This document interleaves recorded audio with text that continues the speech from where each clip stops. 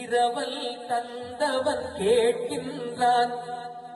இரவல் தந்தவன் கேட்கின்றான்னா இந்த உடம்பு வந்து ஓசி உடம்பு. நாம என்ன நினைக்கிறோம், இட் பிலாங்ஸ் டு அஸ் இல்லையா? இல்ல இல்ல இல்ல, 75 வயசுல தெரிஞ்சு பேரும் ஓனர் வேற ஆளுன்னு. ஏன்னா நீங்க சொன்னது எதுவுமே அந்த உடம்பு கேட்காது. இரவல் தந்தான், ஓசியில கொடுத்தான், இத்தனை வருஷம் கொடுக்கறேன், லீஸ் இல்ல, டெனன்சி அக்ரிமெண்ட்ல ஒண்ணுமே இல்ல, அது எந்த அக்ரிமெண்ட் இல்லாம ஃப்ரீயா கொடுக்கறான். சட்டப்படி பாத்தீங்கன்னா எதுவுமே இல்ல. என்ன கேட்டா we are squatting on someone's land basically. நீங்க தான் எக்ஸ்பர்ட் ஆச்சா. அப்போ உட்கார்ந்துகிட்டு இருக்கிறோம். அப்ப என்ன ஆகுது, இரவல் தந்தவன் கேட்கறான், முடிஞ்சு போச்சு, குடு திருப்பியா கிட்ட. இரவல் தந்தவன் கேட்கின்றான், அதை இல்லை என்றால் அவன் விடுவானா? இல்ல முடியாது, நான் வராத ஐடியாவே இல்ல, நான் 100 வருஷம் இருந்துட்டு வரலான்னு இருக்கேன், நான் இவ்வளவு ஷேர் மார்க்கெட்ல போட்டுட்டு இதெல்லாம் நான் அனுபவிக்க வேண்டியிருக்கு, பொட்டாட்டி பிள்ளை எல்லாம் இருக்கு, எனக்கு எக்ஸ்டென்ஷன் கொடு, நான் மெதுவா தான் வருவேன் அப்படின்னா விட மாட்டான். அடுத்தது என்ன, உறவை சொல்லி அழுவதனாலே உயிரை மீண்டும் தருவானா?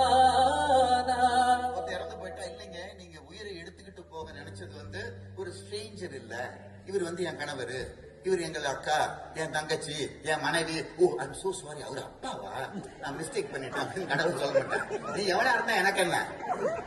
உறவை சொல்லி அழுவதனால், உறவை சொல்லி அழுவதனாலே உயிரை மீண்டும் தருவானா? சரி நீ கத்தி அழுவுற, ஓன்னு கத்துற, கூக்குரல் இட்டு கத்துற, கூக்குரலாலே கிடைக்காது, கத்துற திட்டு கொடுக்க மாட்டானா?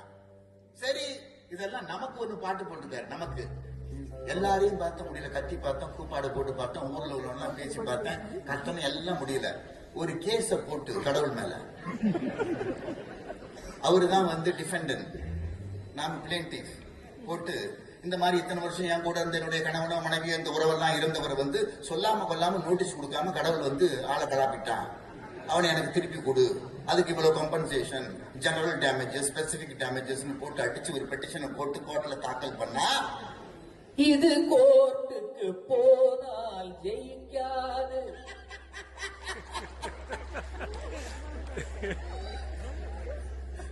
ஜெயிக்காது. ஏன்? அந்த கோட்டையில் நுழைந்தால் திரும்பாது, அதனால போனால் போகட்டும் போடா. என்ன முருகா, என்ன முருகா, என்ன முருகா.